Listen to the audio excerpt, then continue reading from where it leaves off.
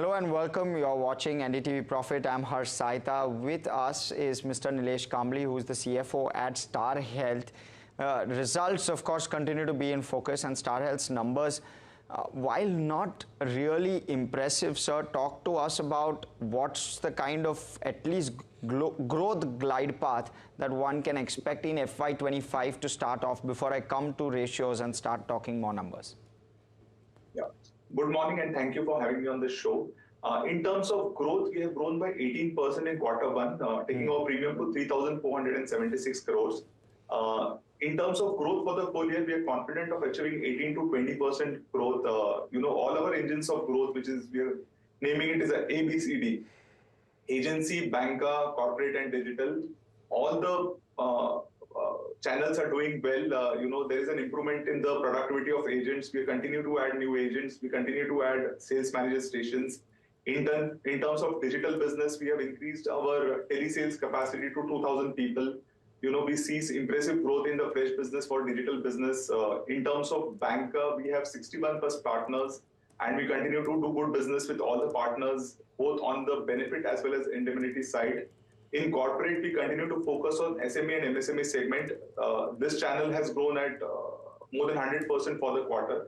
So all across, we see some good growth numbers coming in all the channels. One more thing, we continue to focus on profitable segments. So that is where, in terms of agency, while the growth can be slightly subdued, it is in desired geographies. We are giving up portability business. We are giving up loss-making territories. And this growth is by design, is what we want to say. Oh, that's very interesting. Let me delve a little bit into that. So what territories are you, or what business are you willing to cede? Where are you seeing loss-making business more? What's the kind of competition you are seeing there? Is it pricing-led? Talk to us. Yeah, so when we talk about giving up loss-making geographies, it is not about competition, but it is about fraud, wastage, and abuse, the cost of hospitalization. We see some nexus between the various elements who continue to claim. Some parts of North, some part of Gujarat is where we see some impacts. We have this data at a pin code level across the country, and these are more targeted decisions depending upon the locations. Okay, yeah, okay, I take your point. I want to try and shift focus more towards market share. Do you expect that you will continue to retain that 30% plus market share even going forward for the foreseeable future? Or do you think that some of these losses may actually leave you in a place where you are willing to cede market share at an overall level? So if we look at an overall level, yes, we have given up some market share, but with the kind of growth that we are seeing in the kind of distribution network that we have created, we are confident and we have a strategy in place to grow in line or higher than the market growth rate and continue to improve our market share.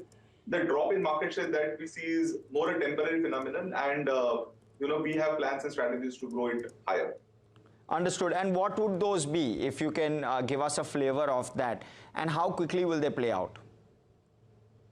See, we have given a long-term objective of doubling our business to 30,000 crores, which is an 18% growth rate over the next 4 years. The growth in business will come from agency channel, where we continue to add 1 lakh agents every year. We have certain productivity improvements that we are seeing in our agent productivity. In terms of digital business, as I spoke, we continue to add telesales workstations. We continue to improve our web sales top line. We continue to add partners to our bank assurance portfolio. We continue to grow our corporate business as well, especially focusing on SME. So these are the channels and the drivers of growth for us. All right. Let me come to ratios. Before I come to combined, I want to talk a little bit about both your commission ratio as well as your claims ratio. Are you happy with the numbers that have been clocked in Q1 on both these metrics? Do you believe that you can bring that down further? What are the trends that you are seeing which are impacting some of these ratios? Yeah, so in terms of commission ratio, to look it on a standalone basis will not be a correct number, because these are interlinked. One has to look at the expense ratio, and we have seen a 0.8% drop in our expense ratio, and we continue to do well, continue to enjoy operating leverage as we invest in our cost-saving initiatives, our digital initiatives. When it comes to loss ratio, the loss ratio has increased by 2.2%. We have mentioned in our investor presentation that we continue to invest in preventive healthcare, OPD, wellness channels, which is more a long-term investments. The benefits of it will come over a period of time. We have spent around 0.65% of the loss ratio on this initiatives. What we saw was some increased impact of fever and infectious diseases in the month of May, which is quite uncommon. So we see this as a one-off event, which had an impact of roughly 100 basis points. So if we exclude this, the loss ratio is well within our comfort zone, and this is only quarter 1. We have full year to make good some of this excess, which is around 30-35 crores, and we are confident of achieving our full year guidance. Understood. And on your overall combined, right, you're now at 99 plus, at least in Q1. There's been a bit of a drag when I'm looking at it year on year. Do you expect to more than make up for this number when I'm looking at it full year FY24 versus FY25? Absolutely, yes. We have stated that we'll improve the combined ratio by 100 basis points over FY24 for the full year, and we have plans and strategies in place to, to stick to that guidance. Understood. And the levers, sir, for that? So the levers we just spoke about, in terms of growing the fresh business, in terms of improving our cost efficiencies, bringing in operating leverage through our digital and tech initiatives, improving our claims efficiency through control on fraud, wastage and abuse, network negotiation of rates, the hospital network negotiation, which continues to be very, very strong for us. The severity of the claims is in line with our expectation and the scale at which we operate. So all these initiatives will ensure that, we maintain our combined ratio guidance. Understood. You've spoken more about scale. What about and expense ratios probably coming off? But what about the industry as a whole? What are you seeing on the pricing side of things? Are you expecting to increase prices, hike prices? Is that at all on your mind? We had a large PSU insurer hike prices, of course, general insurance, but hike prices substantially. Do you expect to possibly follow suit, or do you believe that you've hiked enough, which you did do in FY24? Yeah. See, we see at an industry level the loss ratios have increased, and that's an industry phenomenon as well. When it comes to Star Health, we have always maintained that each and every product will be monitored on an individual basis. And whenever a certain product reaches a threshold loss ratio level, we'll go in for a price increase. We had taken a price increase last year in Family Health Optima, which was steep at 25%. As we see, we have one product where we have already implemented a price increase. We have 2 more products which will go in for a price increase in the next 1.5 months. So price increase will be a continuous phenomenon. We continue to monitor the loss ratios. All right, but nothing at the moment in terms of price increase plans. As I mentioned, one product has already went in for price increase. Yes. As we speak, and 2 more products will go in the next 1.5 months. So, okay, so it's an ongoing.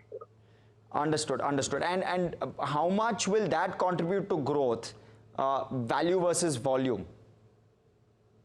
Yeah, so if we say around 25 to 30% of the portfolio goes in for a price increase of 10 to 15%, in terms of value, it will add around 3 to 4% on a 12-month basis. For the current year, on a 12-month basis, it will be 3 to 4% value increase. For the current year, it can be around 2.5 to 3%. If we purely look at the impact of price increase. Understood. And with the expenses of management guidelines kicking through, what are the changes you are seeing at a ground level from an insurance perspective? Of course, you seem to be decently insulated, but your peer group not as much. Yeah, absolutely. The EOM guidelines kicked off last year, effective 1st April 24. This is the second year, and as per the regulator, they have provided 3-year glide path to some of the insurance companies who are well above the desired ratios. While we are in the middle of the implementation of these guidelines, we see that some of the peers are under pressure to improve the expense ratios. And while we continue to be comfortable at 31% for a full year, vis-a-vis the allowable expense ratio of 35%, but we see some impact on the players. All right. So how is that translating? Is that leading to lower competition for you?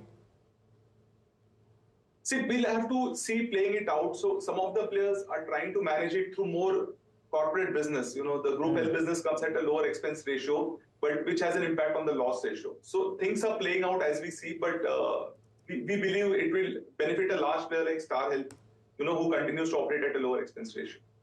All right, I take your point. Thank you so much, sir, for speaking with us, giving us all of that perspective on Star Health, and wishing you all the very best for the rest of FY25. Hope that combined falls from 96.7 to 95.7. Of course, we'll chat with you post the Q2 numbers. Thank you so much, sir. Right, with that, it's a wrap. Stay tuned to NDTV Profit. More on the other side.